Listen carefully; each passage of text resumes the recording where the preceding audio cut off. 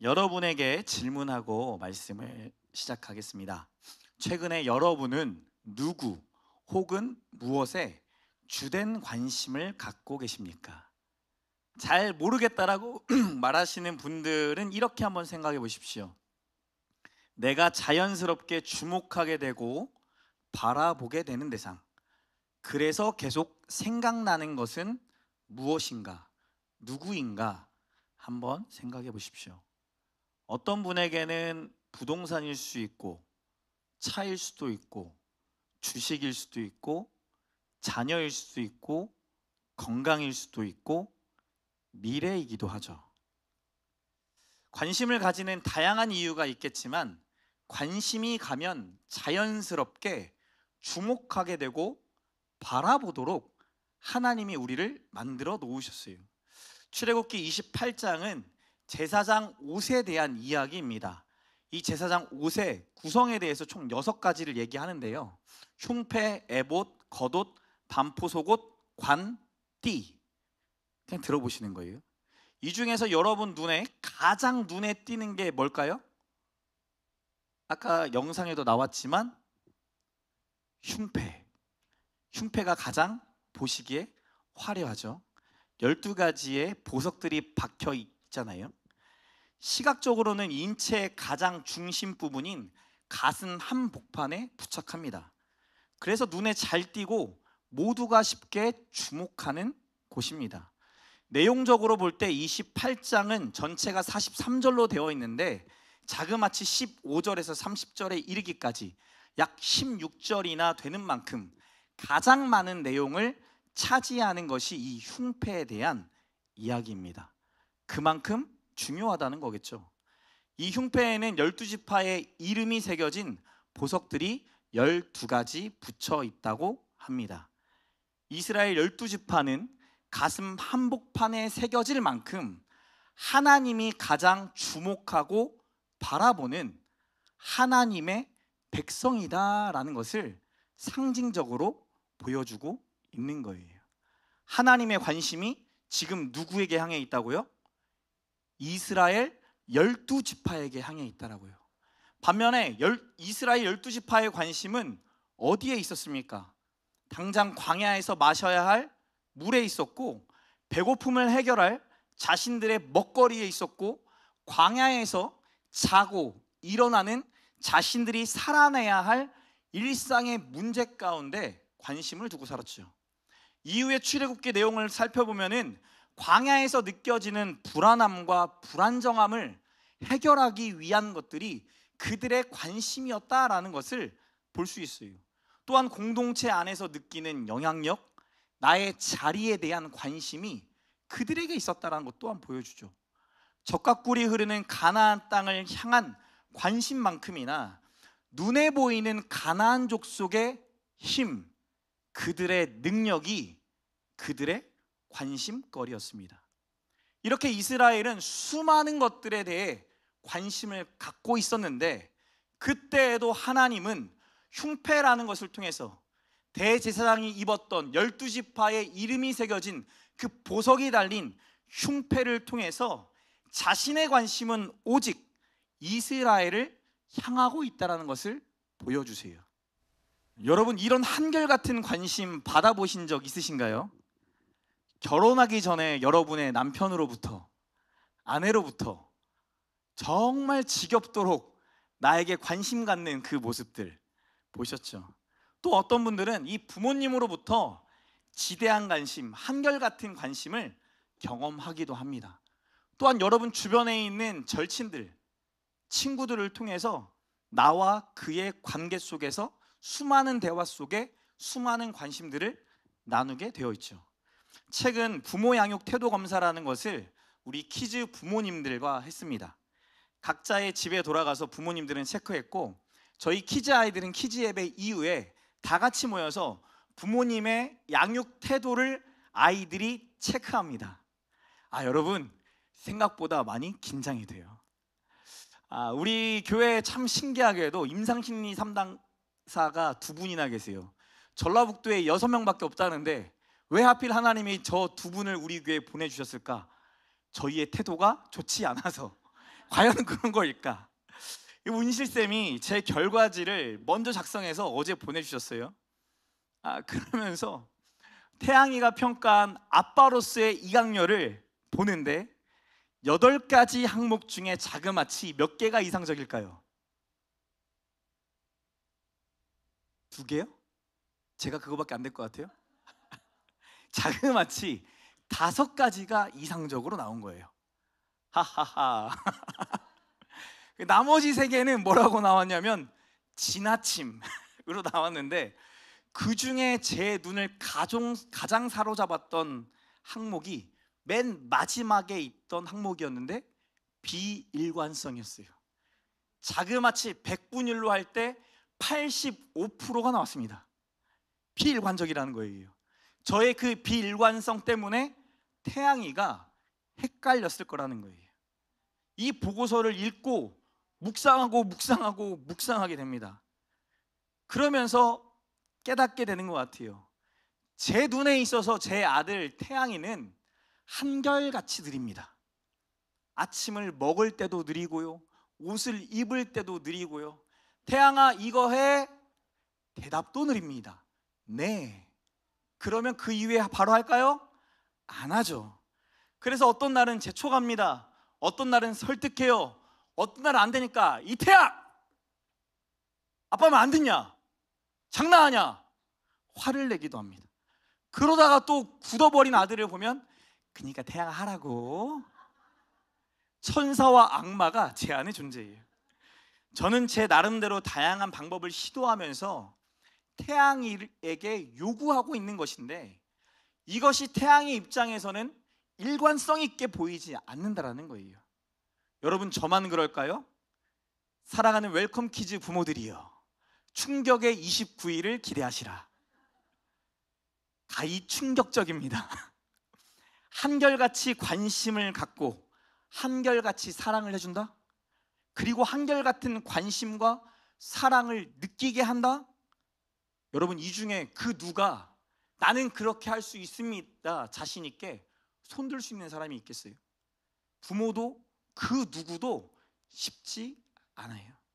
우리를 향하신 하나님의 관심과 사랑이 이 형패를 통해 한결같다라는 것을 보여주고 있거든요. 우리는 변덕스럽기만 하고 변질되기가 쉬운데, 하나님은 한결같은 관심과 사랑으로 우리를 바라보고 계신다라는 거예요. 이게 얼마나 큰 은혜입니까? 제가 올해 40이 되고 나서 갑자기 몸에 큰 변화들을 경험하고 있어요. 이강렬 하면 이름처럼 강렬한 남자 이강렬입니다. 강렬한 남자 이강렬 목사입니다. 제가 어딜 가나 그렇게 이야기하고 소개했는데, 요즘에는 제 이름에 강렬함이 사라져가고 있어요. 열정도 식어져가고, 성도들과 통화하는 순간 목사님은 왜 항상 그렇게 에너지가 넘치세요라는 말을 들었던 제가 생전 처음으로 이번 주 목사님 목소리가 뭔 일이 있는 것 같은데 괜찮으세요? 라는 질문을 하시더라고요. 그런데 이상하게 저도 강렬하고 싶고 열정이 넘치고 싶고 막 꿈을 이루는, 제가 항상 그렇게 말하는 사람으로 살아가고 싶은데 안 되는 거예요. 지난주 토요일 날, 주일날 여러분이 인식했는지는 모르겠지만 토요일, 일요일이 제 인생의 가장 기운 없는 날이었어요.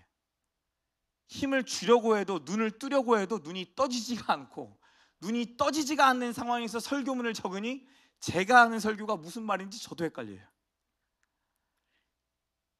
체력을 회복해보고자 자고 3번이나 잤어요. 일어날 때마다 제 몸 상태가 똑같은 거예요. 심지어 몸의 기운이 그날따라 더 빠져가는 이상한 기분과 순간들을 경험하게 됐어요. 제익 지사님이 저에게 물어봤었거든요. 목사님 40대니까 조금 다르죠? 확실히 다릅니다. 진짜 동의가 되는 거예요. 에너지가 빠지고 힘이 빠지고 열정이 사라지는 것을 제가 경험해요. 이렇게까지 열심히 살아야 할 이유가 대체 뭐가 있는가? 갑자기 허무해지기 시작하고, 내가 이렇게 살아간들 누가 알아줄 것이며, 하나님이 이렇게 하라고 과연 나에게 말했을까? 하나님을 향한 의구심까지 들기 시작해요. 근데 이걸 숨겨야 하나? 말해야 하나? 이거를 나만 가지고 있어야 되나? 성도들과 함께 오픈해야 되나? 저도 고민이 되더라고요. 이 교회 공동체의 리더로 하나님이 세워주셨고, 지도자로서 성도들과 함께 그리스도의 몸된 교회를 세워갈 특권을 주셨는데, 지도자라면, 앞에서 이끌어가는 사람이라면 흔들림이 없어야 될 것 같고, 말해야 될 것과 말하지 않아야 될 것을 잘 구별하여서 덕을 세워야 할 것만 같은 순간들이 저에게도 참 많이 있거든요. 그런데 이번 주 커피팸에서 로마서 말씀을 나누는데, 저희 서광 목사님이 던졌던 첫 번째 질문이 이 질문이에요. 여러분도 스스로 한번 질문해 보시죠. 여러분은 나 자신이 가장 싫어질 때가 언제입니까? 여러분 스스로, 여러분 자신이 가장 싫어질 때가 언제예요? 이 질문이 커피팸을 하는 동안 로마서 말씀을 읽는 내내 제게 묵상이 되더라고요. 그래서 기도 제목 시간에 용기 내서 오픈했어요. 저 요즘 힘듭니다. 몸이 힘들고 마음이 힘들고, 목회가 전 너무 재밌었고, 목회가 하나님이 나에게 찰떡같이 만들어 주셨다 생각했는데 목회가 재미없습니다. 그리고 이런 제가 싫습니다. 저를 위해 기도해 주세요. 변질된 이강렬을, 그래도 변화되고 싶은 이강렬을 위해 기도해 달라고 부탁드렸어요. 여러분, 제 설교에 패턴이 있거든요. 제 설교에는 항상 그 주에 있었던 제 삶의 이야기가 반드시 나옵니다. 그 이야기의 대다수는 사실 저의 연약함입니다. 저의 상처와 저의 묶여있는 것과 아직 해결되지 않았고 해결되는 과정 가운데 있는 이야기들이 참 많이 있습니다. 이유는요, 단순해요. 있는 모습 그대로 보여주고 가장 나다운, 이강렬다운 목사로, 더 추천교회다운 교회로 세워가고 싶었기 때문이에요. 제가 솔직하고 진솔하면 여러분도 하나님 앞에 솔직하고 진솔한 자들로 세워져 갈 거라는 믿음을 하나님이 주셨기 때문이에요. 거칠해하고 포장하기 위해, 약한 것을 감추기 위해 더 강해져야 하고, 더 잘해야 하고, 더 해야 할 것들이 많아져서 더 힘들어, 더 이상 아무것도 못하는 내 스스로를 있는 모습 그대로 오픈할 수 있다고 한다면 그게 얼마나 큰 축복일까요? 변화되지 말자라고 말하는 것이 아니라 변화되는 그리스도의 몸된 교회로 살아가자 말하고 싶은 거예요. 나를 변화시켜 가시는 하나님을 경험하자는 거예요. 여러분, 있는 모습 그대로 오픈하면 그것이 죄의 고백이 됐든 상처의 고백이 됐든 일상의 고백이든 간에 여러분이 건강하게 반드시 세워져 가요. 변화가 나타납니다. 어떻게 확신하냐고요? 우리는 한결같지 않은데 누구는 한결같으시니까? 하나님은 한결같으시니까. 한결같이 관심을 주시고, 한결같이 사랑을 주시고, 한결같이 우리에게 말씀해 주시니까. 오늘 집에 가셔서 여러분들도 서로 꼭 물어보십시오. 나 스스로 싫어질 때가 대체 언제야? 옆 사람 보면서 고백합시다. 그래도 하나님은 널 사랑하신대. 그런데 이런 의문이 들 때가 있잖아요. 목사님, 하나님은 한결같은데 저희는 한결같지 않잖아요. 그래서 내 스스로가 판단되는 것처럼 옆 사람이 판단되는데요, 남편이 판단되고 아내가 판단되고 공동체에 함께하는 지체들이 판단되는데 그때는 어떻게 해야 합니까? 특별히 우리가 오늘 오후 1시 반에 라오스로 선교를 갑니다. 김신욱 선수가 주관해서 하는, 그리고 DSI라는 선교단체가 이 모든 행사를 주관해서 5개국의 아이들이 함께 모여 유소년 축구대회를 합니다. 너무 감사하죠. 그리고 그분들이 섬겨주시는 것들을 받으면서 가는 자리예요. 우리가 돈을 내고 가는 것보다 그들이 섬겨주는 게 더 많은 첫 번째 유소년 축구대회에 저희가 또 초대받아요. 이것도 참 신기한데, 이 수련회, 이 선교 가면 걱정되는 일이 있습니다. 뭐가 걱정돼요? 서로에게 다툼이 일어날까 봐 걱정이 돼요. 아이들도 다툼이 일어나고요, 어른들도 다툼이 일어납니다. 왜요? 피곤하니까. 서로의 바닥을 볼 수 있는 좋은 기회이자 저 사람 여태까지 거짓말했구만, 가면 썼구만 볼 수 있는 절호의 찬스입니다. 허물이, 연약함이, 부족함이 너무나 잘 보이는 자리가 선교의 자리, 수련의 자리, 교인들과 함께 잠을 자는 자리들이에요. 마찬가지로 인정하기 싫지만 나의 허물과 연약함, 부족함도 그들에게 잘 보이지 않겠습니까? 그래서 우리는 그 허물과 연약함, 부족함을 감추려고 애쓰게 되어 있어요.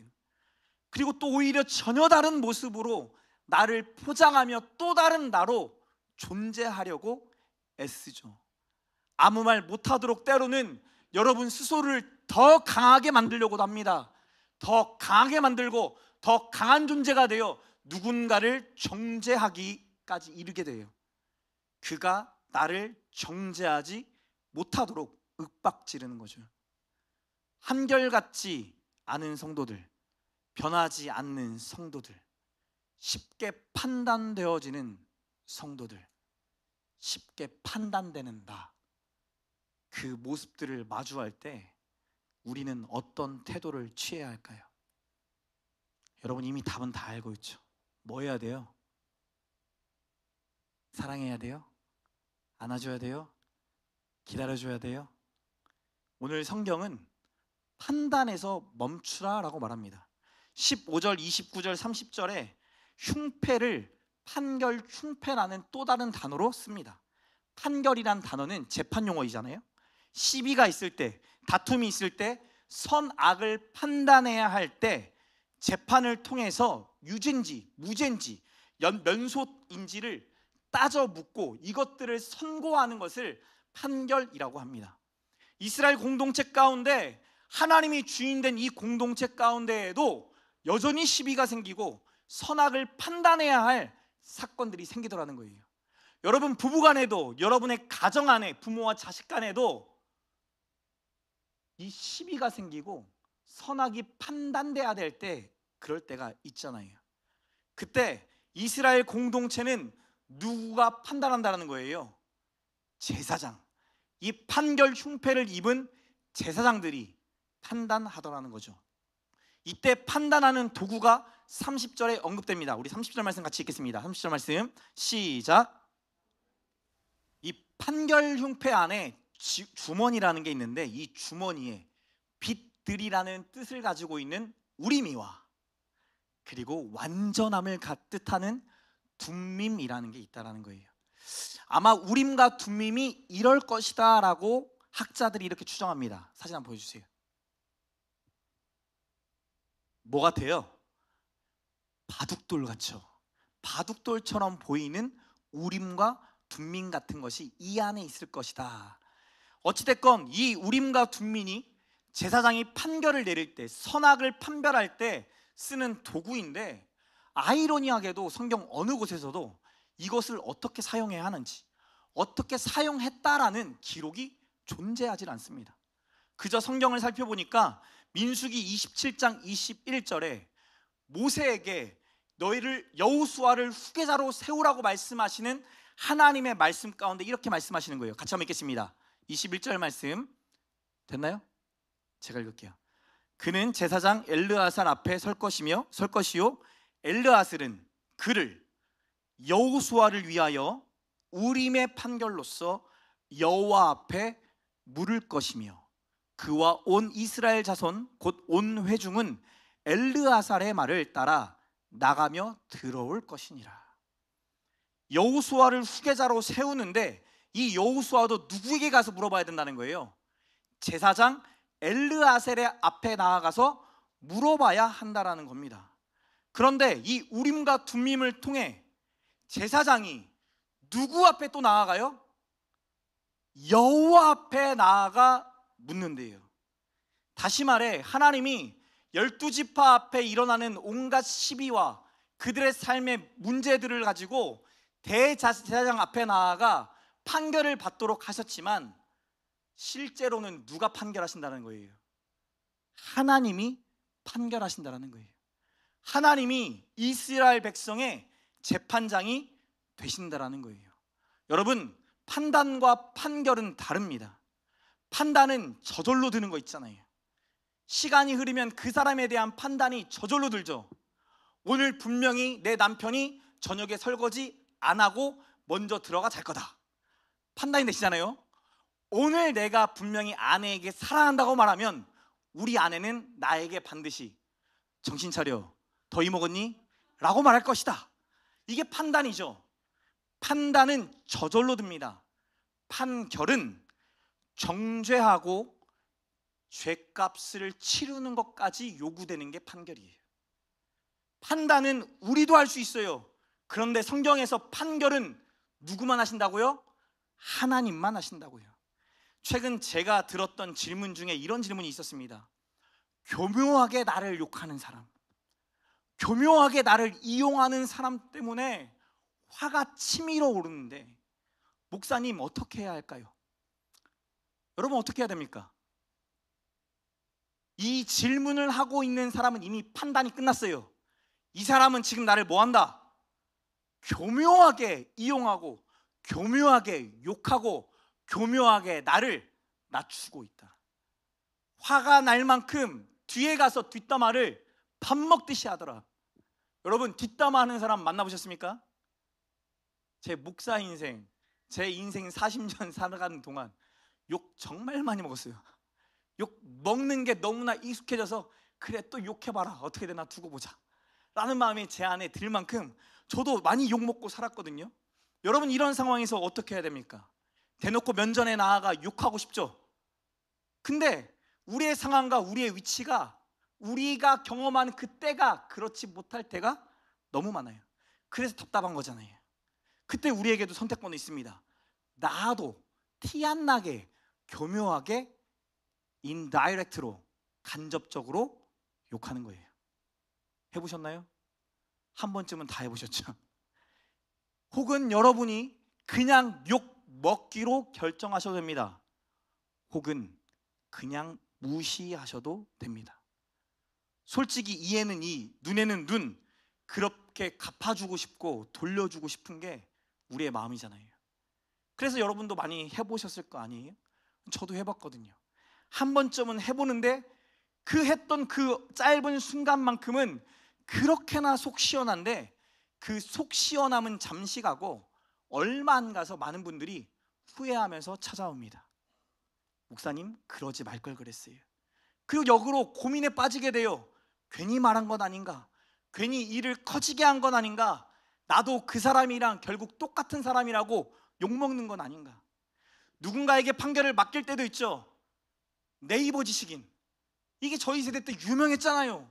결정장애라고 말하는 수많은 사람들, 그들이 왜 결정장애가 됐을까요? 이러지도 저러지도 못하는 사회적 현상 속에 갇혀서 내 의견을 피력하는 게 오히려 나에게 죄가 되고 오히려 나에게 공격이 되고 오히려 나라는 존재가 사라지는 경험들을 우리가 옆에서 봐왔기 때문에 이런 상황들에는 어떻게 해야 할까요? 저에게 상담 오시는 많은 분들이 저에게 결정해달라고 합니다. 제가 하나님도 아닌데 말이죠. 본인이 결정하지 못하니까 저에게 떠넘기는 거예요. 책임을 회피하고 싶은 거예요. 자신이 이미 내린 결정이 사실은 다 있습니다. 그래서 제 대답 속에 그들이 생각했던 대답이 나오면 그들은 그렇게 좋아합니다. 우리 목사님 상담 정말 잘하셔.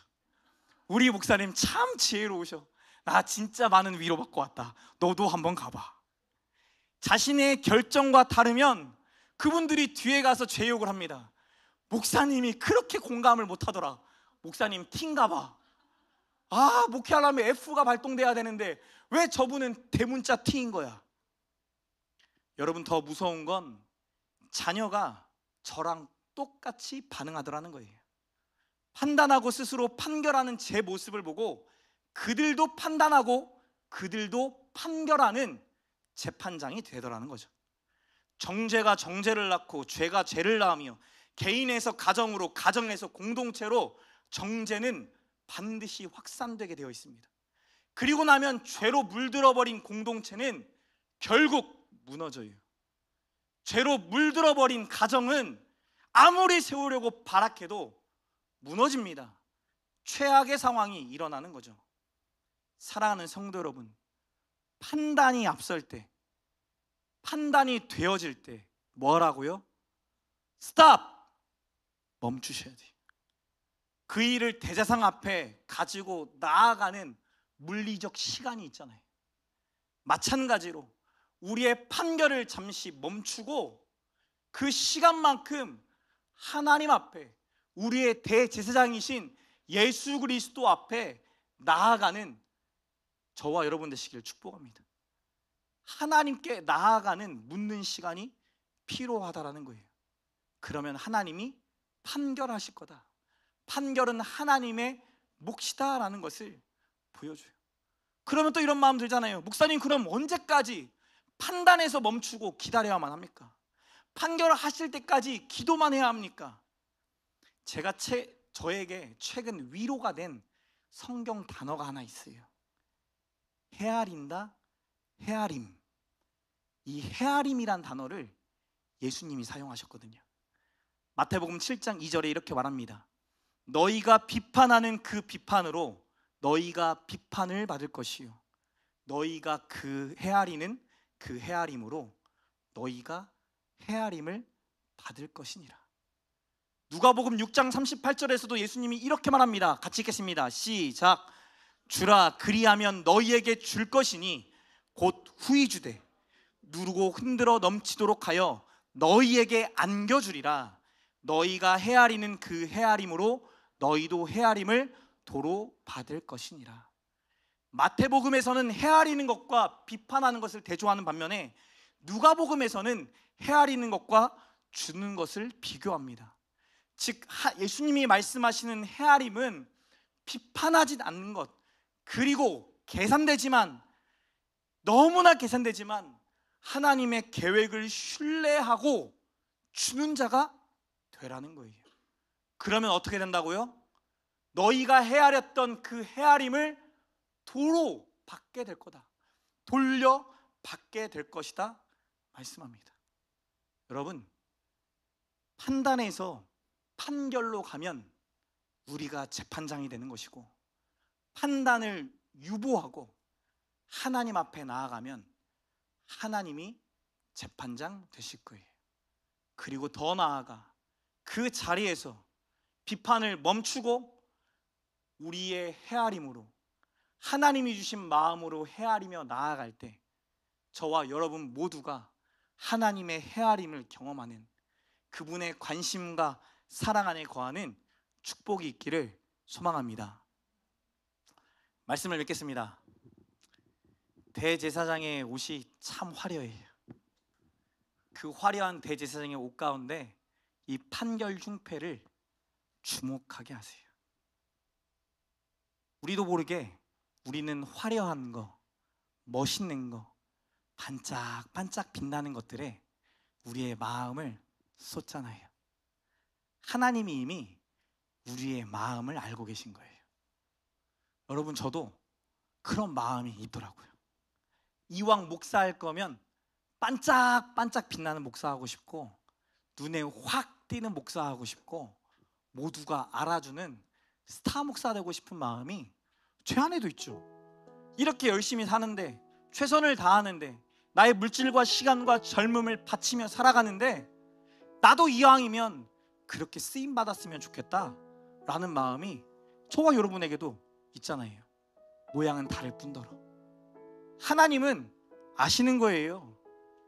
보잘것없는 것을 주목하게 하셨던 게 아니라 오히려 대제사장의 화려한 판결 중패를 보면서 화려한 것에 집중하고 살아가는, 반짝반짝 빛나는 것에 집중하고 살아가는, 모두가 그것을 바라보며 그것을 주목하고 그것을 관심 갖는 모습을 통해 우리도 그것들을 주목하고 그것들에게 관심 가지며 그것들을 얻고자 살아가는 연약함이 존재하는 자라는 것을 역설적이기나마 하나님이 보여주세요. 그리고 우리의 관심이 더 화려하고 더 빛나는 것들이 생기면 그것들을 향해 우리의 시선을 돌리는 게 우리잖아요. 왜 나를 알아주지 않냐고, 왜 내가 부족하다고 말하냐고, 나 같은 아내가 어디 있고, 나 같은 남편이 어디 있으며, 나 같은 목사가 어디 있고, 나 같은 사람이 어디 있냐고 우리는 끊임없이 말하며 증명하려 하지만, 더 화려한 누군가가 나타나고 더 화려한 무언가가 나타나면 쉽게 마음을 뺏기는 것이 우리라는 거예요. 그럼에도 불구하고 하나님은 한결같은 마음으로, 한결같은 관심과 사랑으로 저와 여러분을 주목하신대요. 그러한 허물이 있고, 그러한 연약함이 있고, 그런 도움이 절대적으로 필요한 자이지만, 그런 우리의 모습을 아시고 그 하나님이 찾아오시고 우리와 함께 하신다 말씀하세요.